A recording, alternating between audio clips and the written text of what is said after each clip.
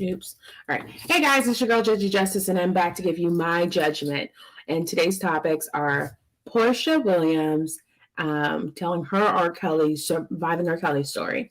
We also have Mia talking about how she feels that she's been slut shamed for her past. And also Nene, it's alleged now in the book that Nene did fully attack Kim. And a lot of that was cut from the final scenes. So let's get into it. Hold on.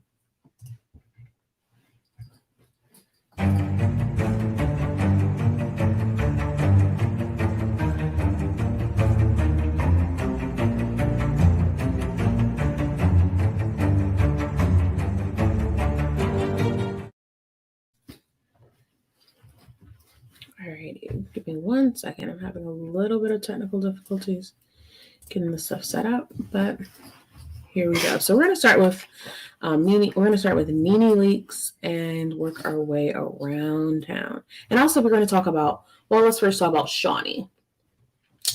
So Shawnee O'Neal, Shaq's ex-wife, has recently came out and said that she is now engaged, according to the Jasmine brand, and also recent posts on their social media accounts. So Basketball Wives star Shawnee O'Neal is making it official with her boyfriend, Keon Henderson. Reportedly on November 11th, after 2 years of dating, he proposed. And Shawnee O'Neal said that this was one of the most magical and special days of my life. Being someone that has never officially been proposed to, like, no down on me and asked, "Will you marry me?" moment. And honestly, I'm the person that thought I would never in my lifetime experience a love like this. Everything about that night was incredibly amazing.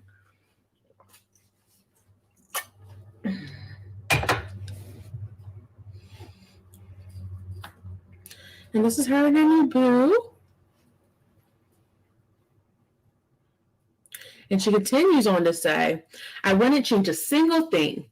As a matter of fact, I wish I could experience it over and over again. Keon is an extraordinary man of God. He's wise, he's supportive, he's so loving and attentive. He loves me and my children in a way that has changed my life and my heart. He makes me want to be better every day. And I pray that I do the same for him.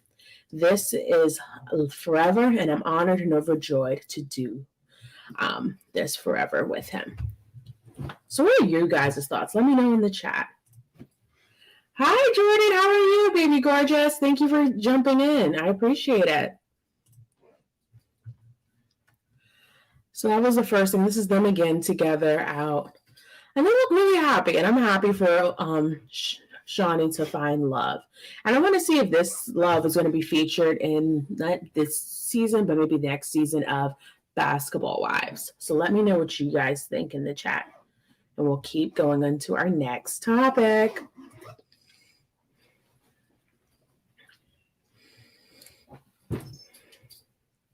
So we're going to talk about Phaedra.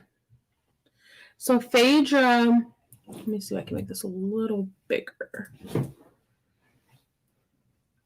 right, that works. So Phaedra Parks says she doesn't follow RHOA, and this is according to the Jasmine brand.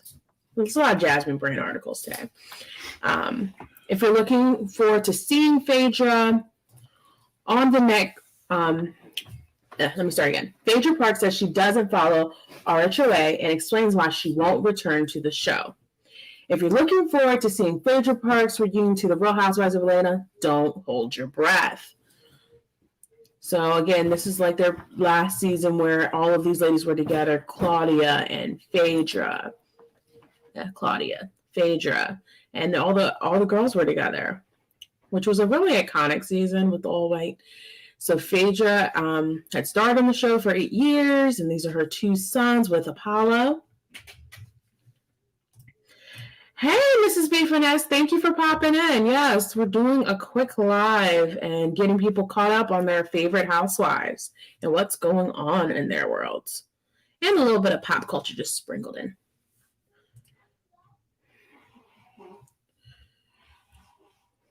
So Phaedra says, I've evolved, and so I love that the fact that the fans want me back, but my children are at an age that the Housewives platform is an amazing platform, but it comes with issues.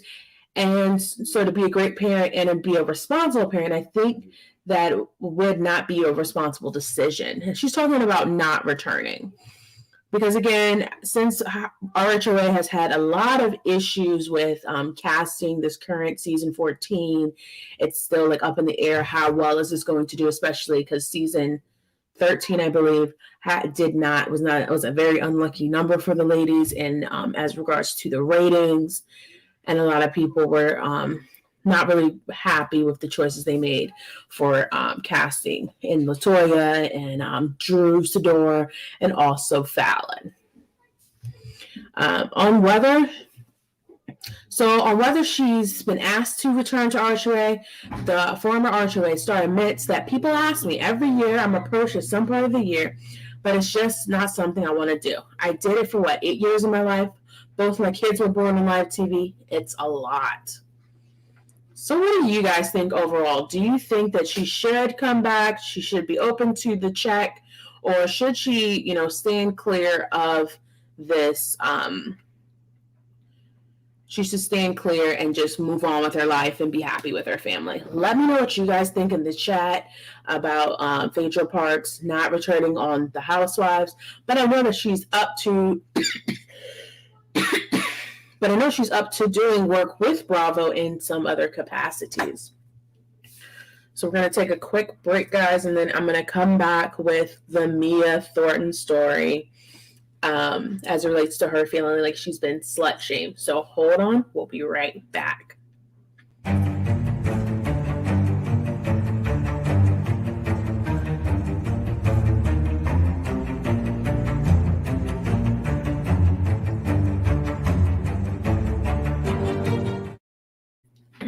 Alrighty, guys. So we just wrapped up the Phaedra Park story, and we're moving on to Mia Thornton. Oops, I closed out one too many things. Let's bring that one back. Okay. Because we have a lot about Porsha. Lots about Porsha we have to talk about today. So basically, Mia Thornton, Mia, she is, honestly, hey, kids are old enough to what kind of person she was on The Real House, to see what type of person she was on Atlanta. She knows she won't come back without confronting that. Good point. I think also because since it's a show that keeps going like that, and her kids are, about to finish elementary school in a sense and go to middle school and high school, those are rough years and rough formative years. So I would, stay clear as well from The Housewives. So let me know what you guys think. Would you want to, if you were in her shoes, would you want to come back and face the wrath of all the things you've said over the years? Let me know your thoughts in the comments. But let's get back into Mia Thornton. So Real Housewives of Potomac's Mia Thornton and commercials. They're always trying to sell us something. Mia Thornton is looking for some class when it comes to reality TV. Last week, the Real Housewives Potomac star shared that the nasty drama almost stopped her from attending the reunion. And remember, guys, a lot of this nasty drama, she started. She got in with everybody on the first season. She got in with, and remember, let's count up how many people. She got in with Giselle, Robin, Ashley, Candace, Wendy, Ascala, all in her first season. That's a real quick time to be going in on people. Just saying. So this is the post that we're talking about. Let me make it a little bit smaller. Okay. So the part of it that it was this one that I wanted to share, because we've talked about the first part, but this is something from her Instagram. So she says, "Hello, loves. If y'all ask a question and I don't like my answer, that's on y'all. I haven't heard of any of the ladies on other platforms being referred to as a prostitute, body shamed for their hands and feet, called a liar for basically everything they say, a handsome man, husband, is an old granddaddy's disrespectful drunk who saved them from the strip club, whose mom doesn't love them. She's got a point there. But everybody online, they all go through it. That's what's part of like why they pay you what they pay you as a housewife, because they know you're going to put your whole life out here and it's going to be exposed for entertainment purposes, like the show, entertainment purposes. So she goes on to say, how much do you expect one person to take? My life is amazing. I live, I laugh. I know I know how to have a good time. I love hard, have the best friendships, a healthy married. I think she needs marriage, but remember, she didn't go to college, so we ain't going to do grammar checks on her. We're not going to do grammar checks, but I think she needs marriage. My businesses are successful and my children are happy and healthy. If G and I don't feel this platform has an added value, then that's our opinion. Archer P has a phenomenal cast, minus she who shall not be named. We can be shady but nasty. I don't have it in my heart to cut deep. Love y'all. What are you guys' thoughts on this? Because again, we wouldn't know the prostitution part. We wouldn't know about the stripper story. We wouldn't know about your mom, like, you know, having her issues and you guys having to be apart. And that's me putting it gently. You know, we wouldn't know anything if this wasn't from your own mouth, Mia. So if you don't want somebody else to say it to you or use it against you, you don't say it out loud.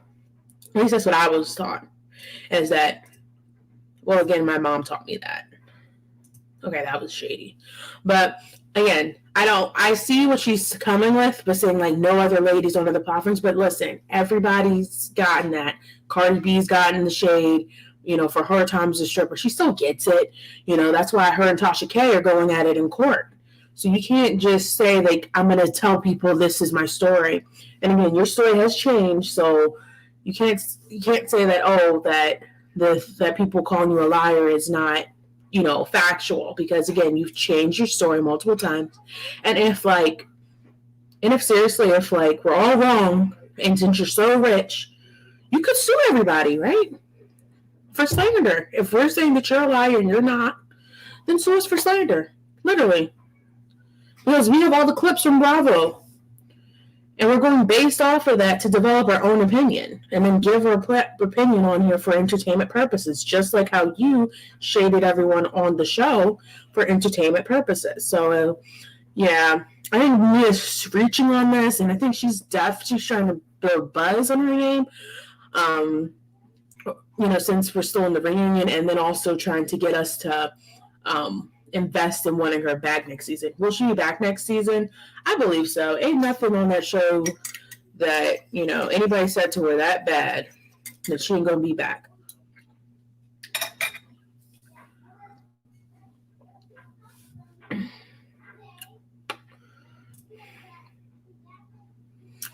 And the new book, you know, Not All Diamonds and Rosé by that Andy and them got out under his publishing company, claims that Nene Leakes really did try to choke Kim Zolciak Biermann off camera. So I haven't read the book because, again, I'm not reading this junk. I like little quick things from the blogs. They do my work for me. Maybe when y'all like my shit, share my shit, and it gets a lot of viewers, then I'll go ahead and do story times like this. But until then, let's read what Yahoo Life has to say. So does anyone remember that time Kim Zolciak accused Nikki Leakes of choking her in an off-camera incident towards the end of season 2? You know, remember that? It was a big deal because then, like, nobody showed the footage or any of that. There was no footage for it. There was just, you know, gossip back and forth. And then remember when even Porsha tried to shade Nene for the situation when she, you know, was fighting in the gutter against like her assistant, which is who now owns her own company and partners with Candy on a lot of different projects. So remember that? Yeah. So basically, even though viewers didn't see the alleged altercations for themselves, the drama impacted Nene and Kim's tumultuous friendship for years after the latter made the intense accusations.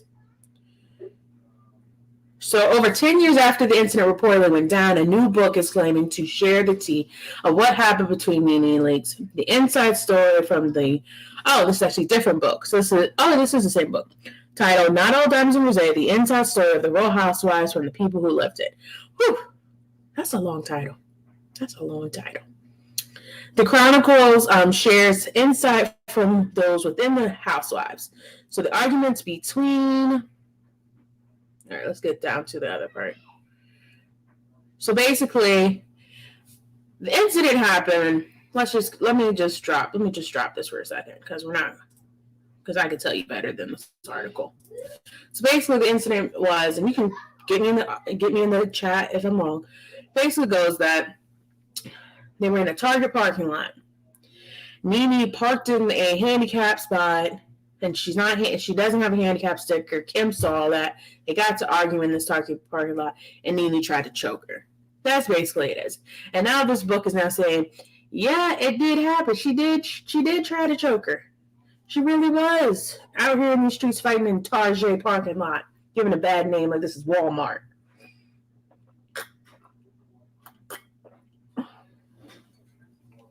What's funny is that the person who's recalling the story is Sheree. And she's like, yeah, I was there at the station close by there, and I was shopping at a local boutique. And it's like, ma'am, you can shop at a local boutique, but we can't get She by Sheree. We can't get it yet. I need that in my life. Don't take you long to get to 200 subscribers. Here you go to 300 next. Thank you. Yes. I forgot to mention that, guys. This is why we're doing the live, because we've hit 200 subscribers for our channel. So that means we're growing, and you guys are actually sharing my shit and liking my shit. And it's getting out there to people who enjoy this type of content. Again, everything here is just for fun. It's for laugh. It's to be a little shady. It's supposed to be sipping on tea. And that's what we're here for. We're here to just enjoy these ladies in their lives. But again, back to Sheree talking about she went for her neck and she lunged at her twice.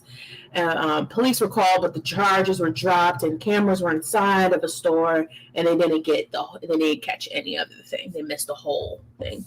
So that's basically what's being reported in that. Now let's get to the nitty gritty, and then I'll be taking callers. So we're talking about Porsha Williams. Porsha, because guess what? I say it 3 times, I got 3 different stories. So Porsha has her own story that she's come out to tell in her new book, The Pursuit of Porsha, where 25-year-old Porsha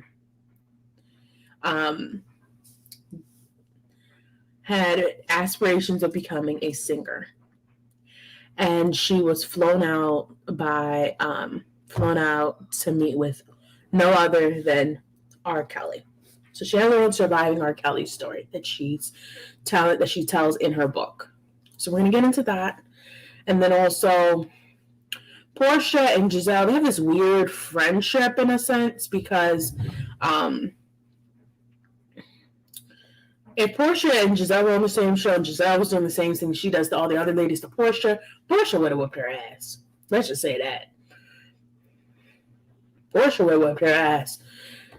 So, Portia's praising, Giselle for being unbothered and all of that. So we can get into that story. And then also, we're going to also talk about Porsha Williams opening up about depression in her new book, and also contemplating, offing herself. I know that's like super scary and it's a tough topic. And I don't mean to make light of her situation, so I really want to start with that story first, and then end on like a lighter note, because it's more of a serious live today. And I know that, a lot of people don't like talking about this. This is why you run on here on YouTube, so you can escape that stuff and come live in someone else's reality. But again, this is someone else's life. So let's get into the story with Porsha. Get it?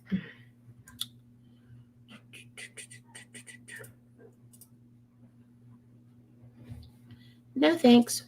So 2 of these stories are from People. The other one's from Urban Mag. So now if it would load. All right, it's acting funny. All right, there we go.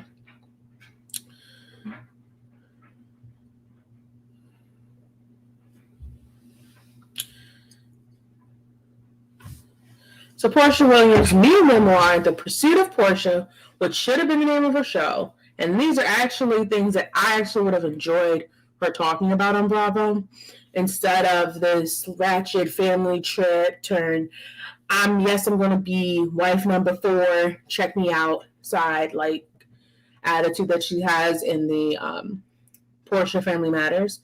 So for her, she opens up that her lifelong struggles with depression, contemplating offing herself as a child, and surviving multiple abusive relationships.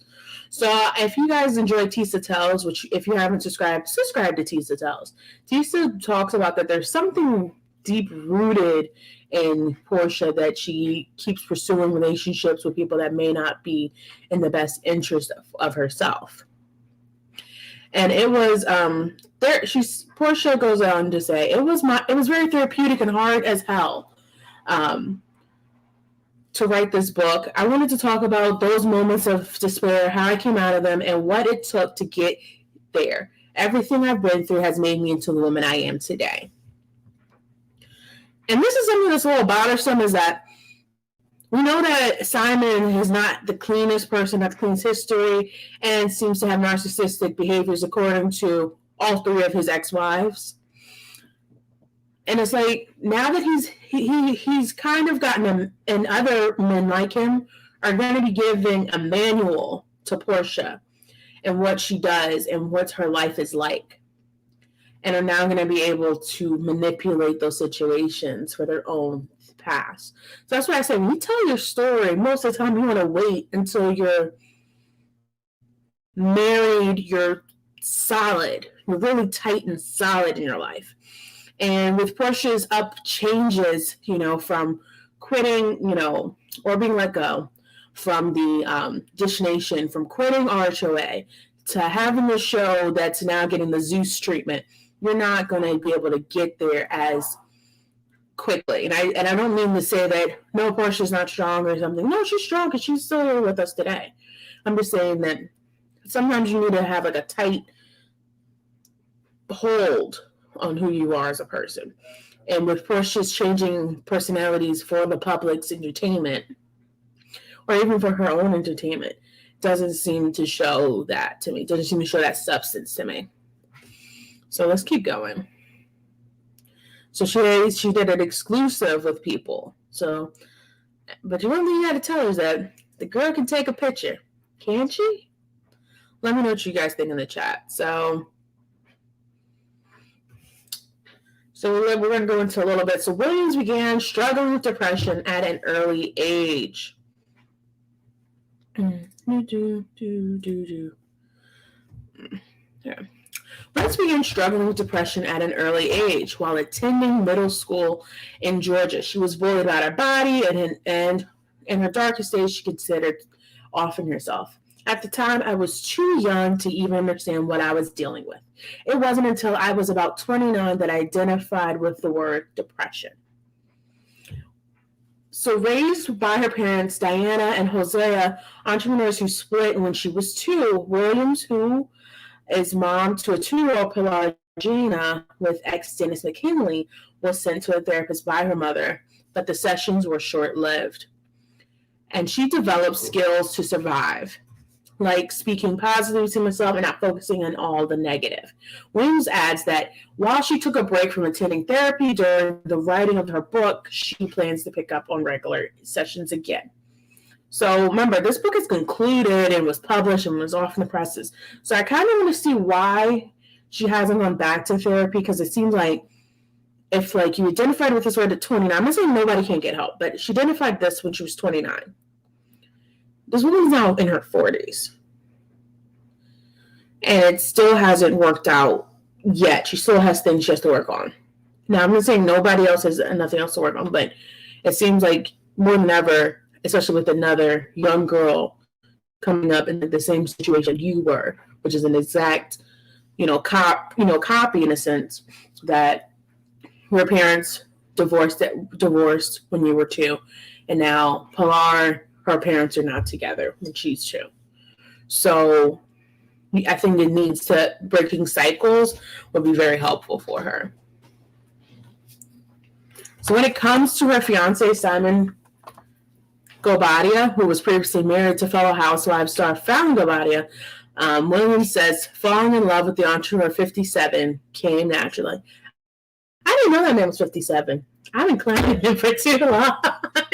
I swear to goodness, I didn't know that man was 57. He does not act like it.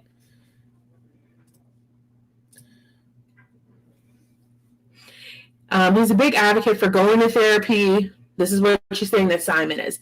He's a big advocate for going to therapy, so he's done a lot to work on himself. And I have done a lot of work on myself. I knew very early that he was the one for me. Again, they're trying to sell this story that he's this perfect man, perfect picture, and I'm not here for it. Do you think that, honestly, if Porsha Williams' show does not do good in ratings and does not renew for a second season, that Simon and Porsha will still be a thing? Let me know what your thoughts are in the chat and for our replay crew as well.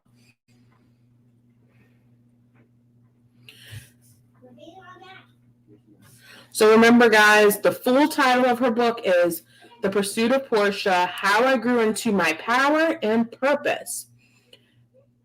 And let me know what your thoughts are. I'm going to take a quick break, and we're going to run into the next story about, we're going to switch it up a little bit, go to Giselle, and a little bit of that shadiness and entropy, and then we're going to bring it back to Porsha Williams. That's my phone. It's too far away. I'm not going. And we're going to go back into Porsha surviving R. Kelly. So hold on, guys. We'll be right back.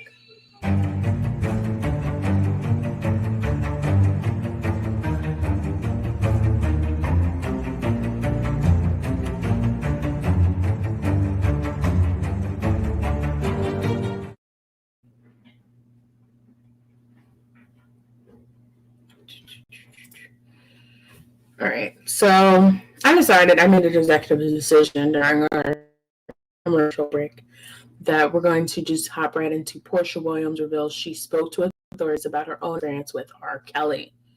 So back when Porsha was a 25-year-old Porsha, she wanted to be a singer. And let me see what I can pull up. And basically, she was flown out by R. Kelly. She thought she was going to go to a studio. And he was like, he didn't do a studio with her. She was put into a house, and there was women there that there was a woman there in like the middle of the night who sounded like she was getting beaten. And Porsha knew that that was the time that she had to leave, that this was not going to work out. And she was afraid, and she left. And she was so embarrassed by that situation that she didn't even talk to her mother. And she's like, goes into like something deeper for me, is like, you know, what we children, in a sense, because we're all children in a sense. God's children, our parents' children, we're someone else. We didn't just get here instantaneously. You know, that she was so hurt by what happened that she didn't even speak to her mom. And her and her mom seemed so very close. So for her to not want to speak to her mom and tell her what happened and that I made it out there and all the other stuff. But also Porsha is old enough in a sense that she should know better than to like, you know, follow R. Kelly. But then again, you know, there's just people that blindly follow these false idols. That's what I call them. If you're blindly following these people and believe everything they say and discount victims and discount events that happen to these people, even if there's evidence, all those things, you can't just discredit people. That's what I'm saying. And then for her to end up in that situation where she could have been a part of that docuseries is very, very alarming. And it speaks to a bigger thing that there's still more to Porsha that we still just don't know. Even though she's been on our screens for 10 years, a good part of 8-10 years, that there's still something there. So let's get into it.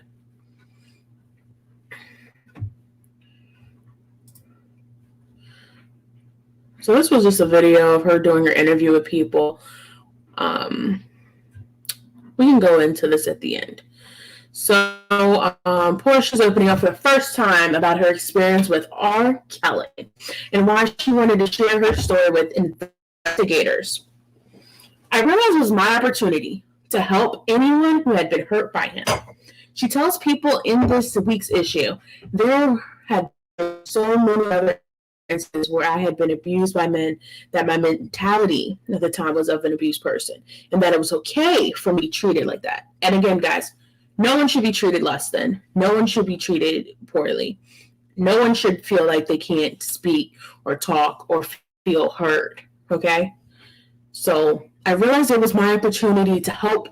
After meeting a friend of the R&B singer in 2007, the future Real Housewives of Atlanta star, then 25, and considered a career in music, was flown to Chicago to meet nobody else but Kelly.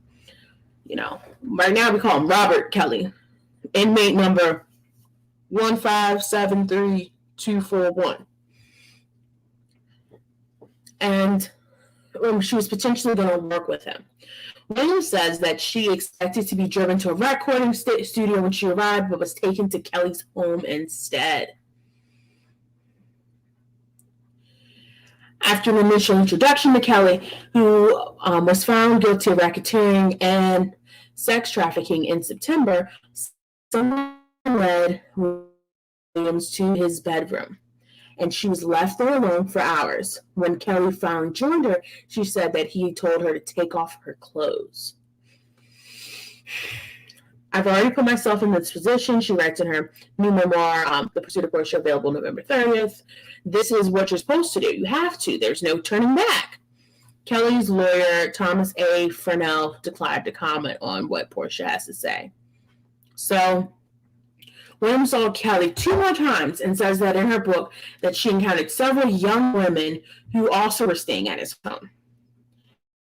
She writes that she decided not to see him again after she woke up one day and heard a woman being beaten in another room. For years, she kept it a secret, even from those who she was the closest with.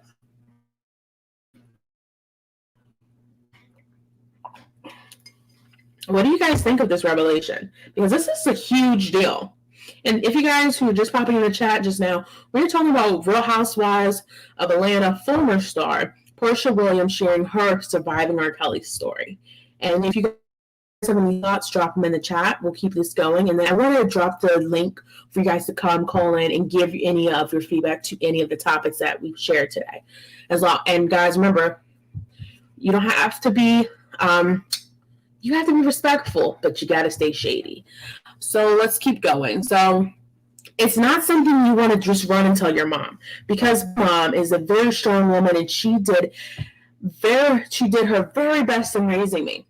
And I think for any woman or man who has been in an abusive situation, you don't want to tell your parents, because you don't want them to think that they had let you down in any way. I don't want her to think that she had done anything wrong.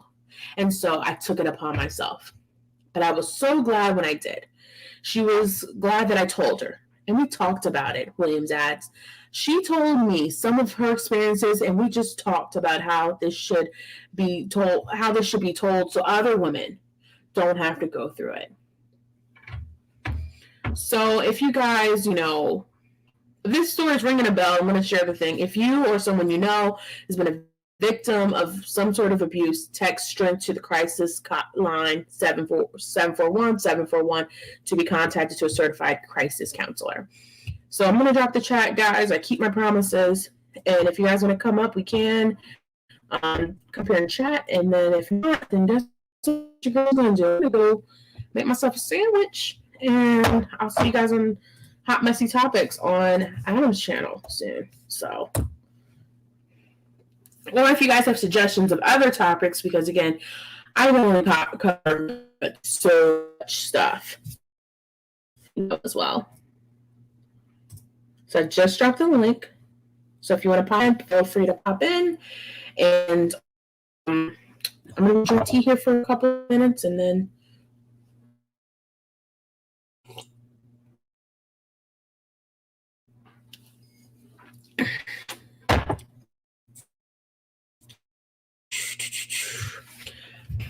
one stories that I was just like, I can't Porsha Kelly's story, honestly. Overall, I think like for me, I just didn't see that when I was like, looking for something to talk about today, and because we know we're celebrating 200 subscribers. I just didn't think that I would be talking about Porsha Williams and that, like, because, she played this persona of, like, Princess, Tatiana and this and that and all these different things.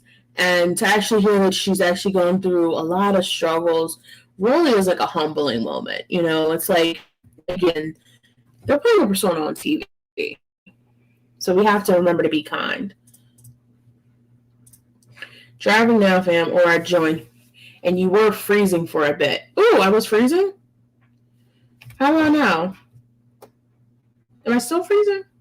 Let me know what you guys think in the chat. If I'm freezing, let me know right away, because then I might have missed something. So, let's see. One thing I'm really enjoying is, like, Candace getting all this publicity for her song. She was on Kelly Clarkson performing it. She's supposed to be on Ellen this week performing her song Drive Back. So I'm just like, girl, get it. Get out there. Get your name out there. And let's keep it going. I'm also really interested in what the husbands are going to say this week for the Real Housewives of Potomac. I know it's not a Potomac recap, but I love Potomac because it's like, for me, it's like, so I live in the D and I'm like, oh, I know where that is. I know where that is. I know where that is. I was talking to Mrs. B. Finesse, and I was thinking maybe I should like drive you guys around one day and show you guys all these different places that, we've seen on the Potomac, so you guys can see it for yourself in a different light, or the communities these people live in, not like in a stalking way, but like an informative entertainment style. Excuse me. So another thing that I don't think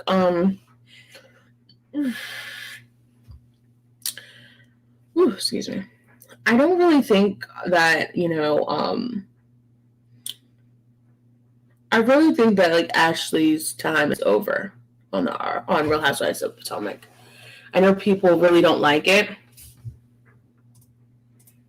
Yes, yes. I really think that like Ashley really needs to go. I know that it's like, usually it's first. Right now it's like Robin, then Candace, then Ashley. Ashley's on the top of my chopping block. I just don't appreciate her on the show. I don't appreciate her husband. And, if anybody wants to come in here and tell me something different, tell me. But I really think that it's just really, really tough. Why Ashley? Ashley hasn't added anything new. Like, let me just pull up something. Now, this was like a other article that I had earlier, but I'm not going to cover it because I kind of already covered it. But this is Ashley Darby. So Ashley Darby, this is just going to be a quick crash course for those that don't know. And this is just my opinion and my memory of the events. Basically, Ashley Darby, she married this man, Michael Darby. He's a rich real estate developer and owns about like half of DC in a sense, like real estate wise. and under his company. So he owns half of that with somebody else. So he owns like a quarter technically. Basically, it's like $1 billion worth of real estate that they own in DC, and buildings and hotels and different properties, just real estate. And he's very problematic. So basically, what's being alleged, and the key word of the day is alleged, is that Ashley went ahead and found. Okay, Ashley went ahead and was at a bar. She was working as a bartender. Michael was one of the regulars. He kept coming in, seeing her, things like that. They sparked up like conversation, and the rest is history in a sense. So what's being alleged is that Ashley was like some sort of like mystic in a sense, like this like sex guru, and she was bringing in other people and doing all these different things to wow and like advance their relationship into marriage. And then once they got married, she wanted children. So when she got her, so basically, and he's like, oh, and she hasn't just said, hey, we have an open relationship. She's saying, no, we don't have an open relationship. We don't have an open relationship. But he keeps getting caught with his pants down. And I mean, literally, with his pants down.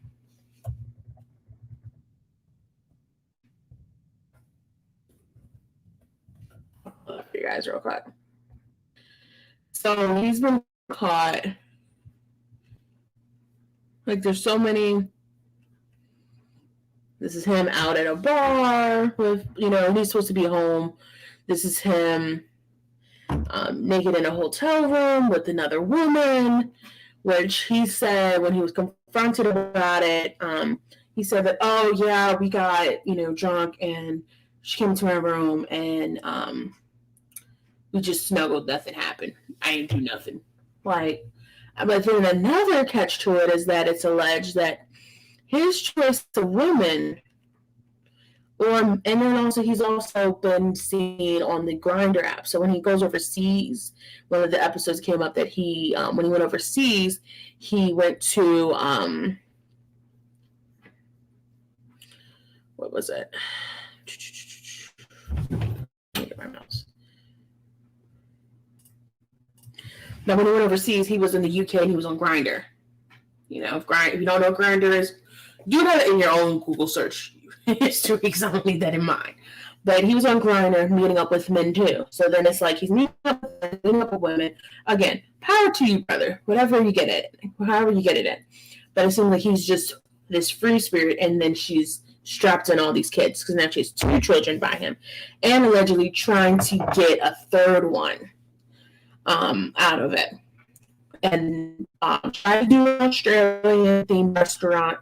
It didn't work out. It got closed down within 2 years of opening, which is, it happens. Like 50% of like small businesses are going to fail. They were just part of that 50%. And she was able to do that business, and she failed in that. And then like, instead of like trying to work on another business, she decided to start lining up these money bags called children. And since then, she drags everybody else, and then she says, like, I didn't do anything. And then she brings up more drama, because, like, she was really messy in the first couple seasons.